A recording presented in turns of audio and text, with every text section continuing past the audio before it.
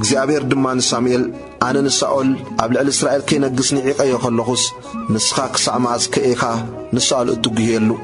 ናብ እሰይ በዓል ቤትልሔም ክልእኸካ ኣብ መንጎ ደቁ ንጉሥ ዝኾነ ንርኢ ኣለኹሞ ቀርንኻ ዘይትመሊእካስ ኪድ በሎ ሳሙኤል ከዓ ንሳኦል እንተሰምዐ ቃትለኒ እዩ ከመይ ኢለ ክኸይድ በለ እግዚአብሔር ድማ ኣርሒ ተማላ እሞ ንእግዚአብሔር ክስው ኢለ መጻኹ በል ንእሰይ ከዓ ናብቲ መስዋዕቲ ይጸዋዕዮ እቲ ትገብሮ ድማ ኣነ ክነግረካ እየ እቲ ዝብለካ ከዓ ቅብኣለ ይበሎ ሳሙኤል ድማ እቲ እግዚአብሔር ዝበሎ ገበረ ናብ ቤትልሔም ከዓ መጸ እቶም ዓበይቲ እታ ከተማ ድማ ራዕራዕ እናበሉ ተቐባበልዎ ብሰላም ዶ መጺኻ ከኣበሉ ንሱ ድማ ብሰላም እየ ንእግዚአብሔር ክስውእ ደኣ መጽአ ተቐደሱ ምሳይውን ናብቲ መስዋዕቲ ሙፁ በለ ሽዑ ንእሰይን ንደቁን ቀደሶም ናብቲ መስዋዕቲ ድማ ጸውዖም ኮነኻ ምስ መጹ ንኤልያብ ሪኡስ እቲ ቆቡ እግዚአብሔር ብርግጽ ኣብ ቅድሚኡ ኣሎ በለ እግዚአብሔር ግና ንሳሙኤል ኣነ ንዕቀየ እሞ ኣብ ትርኢቱን ኣብ መንዋሕ ቁመቱን ኣይትጠምት እግዚአብሔር ሰብ ከም ዝሪኦ ኣይርአን ሰብ ነቲ ኣብ ቅድሚ ዓይኑ ዘሎ እዩ ዝርኢ እግዚአብሔር ግና ልቢ እዩ ዝርኢ በሎ ሽዑ እሰይ ናሚናዳብ ጸዊዑ ናብ ቅድሚ ሳሙኤል ኣሕለፎ ንሱ ግና ነዝውን እግዚአብሔር ኣይሓረዮን በለ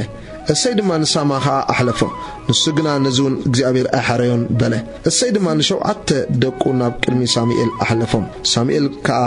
ንእሰይ እግዚአብሔር እዚኣቶም ኣይሓረዮምን በለ ሳሙኤል ድማ ንእሰይ እዚኣቶም ድዮም ኩሎም እቶም ደቂ በሎ ንሱ ከዓ ገና እቲ ንእሽቶ ተሪፉ ኣሎ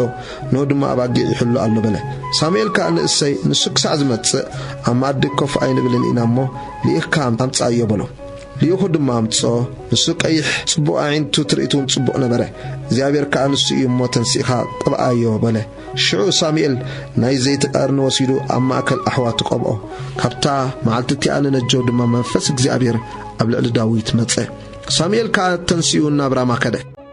መንፈስ እግዚአብሔር ድማ ካብ ሳኦል ረሓቐ ካብ እግዚአብሔር ከዓ ክፉእ መንፈስ የሳቅዮ ነበረ እቶም ገላውኡ ድማ ንሳኦል እንሆ ካብ ኣምላኽ ዝመጸእ ክፉእ መንፈስ ደኣ የሳቅየካ ኣሎ እምበኣርሲ ሕጂ ጎይታና ነቶም ኣብ ቅድሜኻ ዘሎ ገላውኻ መውቃዕ በገና ዝፈልጥ ሰብ ክደልዩ ይዓዝዝ ክኸውንካ እዩ እቲ ካብ ኣምላኽ ዝመጸእ ክፉእ መንፈስ ኣባኻ ከሎ ንሱ ብኢዱ ክወቅዕ እሞ ክሕሸካ እዩ በልዎ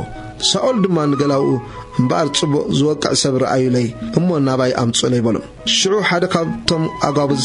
እንሆ ወዲ እሰይ በዓል ቤተልሔም ፈላጥ ወቃዒ ርኤ ኣለኹ ንሱ ብርቱዕ ጅግና ተዋጋእ ሰብኣይ መሰውዓሊ ዘረባ መልክዐኛ ሰብኣይ እግዚአብሔር ከዓ ምስኡ እዩ ኢሉ መለሰ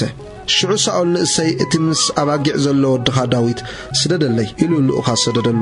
እሰይ ድማ እንጌራን ሓርቢ ወይንን እተጻዕነት ኣድግን ሓደ ወጠጦን ወሲዱ ብኢድ ወዱ ዳዊት ገይሩ ናብ ሳኦል ሰደዶ ዳዊት ድማ ናብ ሳኦል መጸ እሞ ኣብ ቅድሚኡ ደው በለ ኣዝዩ ከዓ ፈቶ ጋሻ ዛግሪኡ እውን ኮነ ሳኦል ድማ ንእሰይ ዳዊት ኣብ ዓይነይ መጎስ ረኺቡ ኣሎ እሞ በጃኻ ኣብ ቅድመይ ይቁም ኢሉ ለኣኸሉ ኮነ ከዓ ንሳኦል እቲ ክፉእ መንፈስ ካብ ኣምላኽ ምስ መጾ ዳዊት ግና በገና ወሲዱ ብኢዱ ይወቅዕ ነበረ ሽዑ ንሳኦል ይፈቕሶን ይሕሾን ነበረ እቲ ክፉእ መንፈስ እውን የግልሰሉ ነበረ